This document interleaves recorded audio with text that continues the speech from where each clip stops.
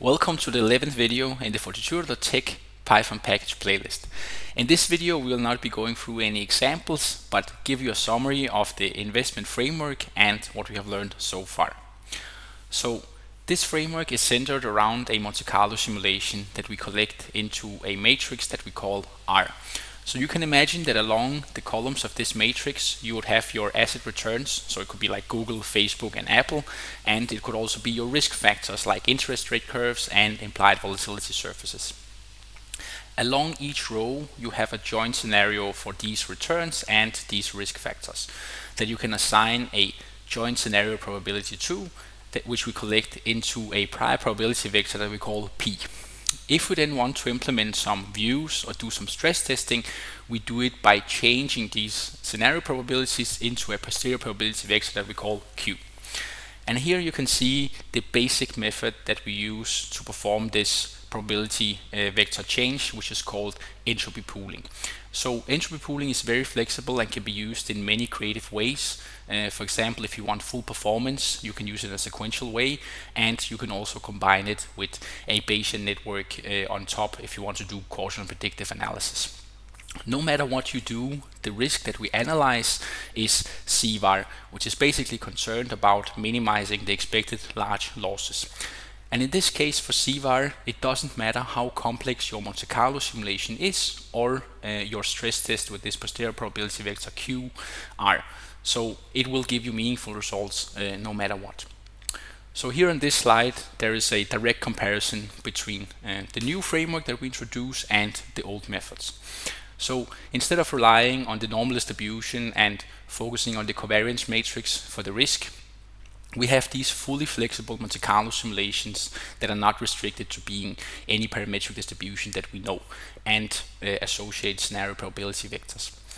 Instead of relying on Black-Litterman, which relies on CAPM, the normal distribution assumption, and a lot of duct tape engineering with this parameter tau to make things work, we have the theoretically sound entropy pooling approach, which also easily allows you to implement views on volatilities, skewness, kurtosis and correlation, and also view confidences in a meaningful way, and rank views and all of that. Instead of focusing on analyzing the portfolio variance, which we have discussed is a quite bad measure of investment risk, we focus on analyzing the portfolio's CVAR, which tries to minimize expected large losses and agrees with what people generally prefer. So an important point here is that this Monte Carlo simulation can of course just be from a normal distribution. And if you use CVAR with the mean PNL as we recommend, it will actually coincide with the mean variance analysis. So you lose nothing in the oversimplified textbook case when returns are normally distributed if you use CVAR, but you gain a lot when you analyze it with more complex and more realistic Monte Carlo simulations. Alright, so once you have performed these simulations and your stress test and views, you probably also would want to optimize your portfolios. And the most sophisticated investors that we talk to, they optimize portfolios with a risk target for the overall portfolio, and then sometimes with a risk target for deviations from some long-term portfolio. So they are very focused on the risk management and then trying to maximize the expected return after transaction cost. And here in the expected return formulation, you can also see that we are not optimizing over portfolio weights as in textbook. We are optimizing over portfolio exposures. So when you look at the self-financing constraint, it becomes this one, and this is something that you can read about in the Portfolio Management Framework article, why it is necessary to separate between exposures and market values. Here again, the problem is quite easy to solve for variance. This is just second order cone programming. But again, then you're making all the unfortunate assumptions that mean variance optimization makes about the market distribution. If you want to solve this problem for CVAR using fully general Monte Carlo simulations and stress testing and things like that, it's something that is actually very hard to do in a fast and stable way. And the point is also that usually when people do portfolio optimization, they want to introduce some parameter uncertainty into the expected returns at the very least. So in that case, you would need to perform this optimization something like 1,000 times and then combine the results for example, using the newly introduced exposure stacking method. So this is where the speed and stability becomes really crucial. So there's a natural question that you can ask: if this framework is so good, then why aren't everybody already using it? And first and foremost, it's because it is very hard to implement a production quality version of it. So in the open source code, we give you something like 2 to 3% of the easy work.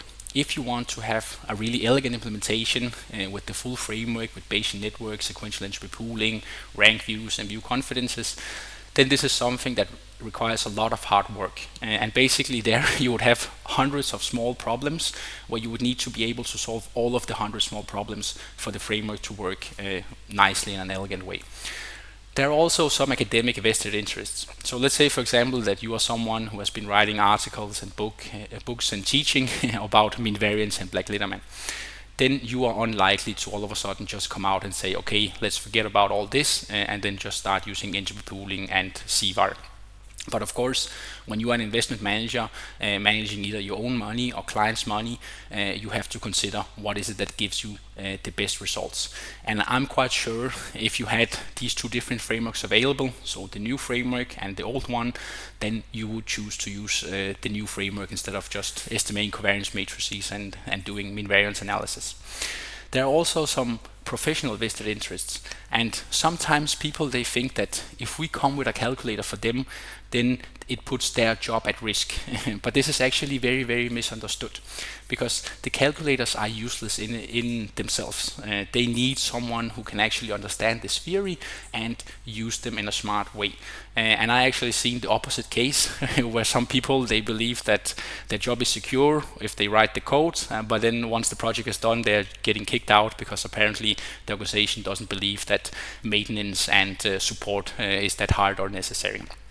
Alright, and then finally this fourth point that you might think is a joke, but I actually had someone say this to me, that they don't want to listen to someone who looks like they're 25. And I'm actually 36 and have almost 10 years of experience working with investment management and investment technology. So I hope that point number 4, this is not the mentality that you have, because in that case it will be hard to create positive alpha. Alright. So here on the next slide, you just have the references, so you can go and examine this framework further. So first of all, we have the article that explains why we prefer to use variance to build investment intuition, while we use CVAR for all practical analysis with optimization and risk. Then you have the sequential entropy pooling article, which first give you a recap of entropy pooling in its basic form, and then introduces a sequential way of using it, which will give you much better results. After that, you have the portfolio management framework, which explains why it is that you need to separate between market values and exposures in order to be able to handle derivatives in an elegant way in portfolio management. Then you have the causal and predictive market views and stress testing framework, and this is something which is quite sophisticated and really hard to build.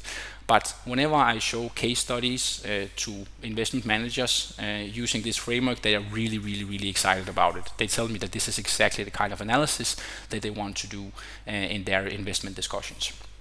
At the end, after you have all these simulations and stress tests, then you have this portfolio optimization and parameter uncertainty article that basically introduces the exposure stacking method, which allows you to handle fully general parameter uncertainty. If you want to read about the open source code, it's available on this site, which is called os.fortitude.tech, that we went through in the first video. If you want to see the source code, it's available on GitHub. And then I encourage you to join this Applied Quantitative Investment Management group, where I regularly post about this framework and other quantitative investment management related content. I also encourage you to share your perspectives and your work in this group. Finally, you are of course also very welcome to connect with me on LinkedIn.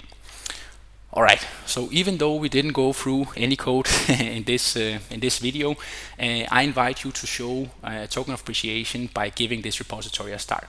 So if you like this package and if you like these videos, we will appreciate it a lot that you help us spread the message. And the more appreciation we get for this work that we do, the more free content we'll be able to provide to you in the future.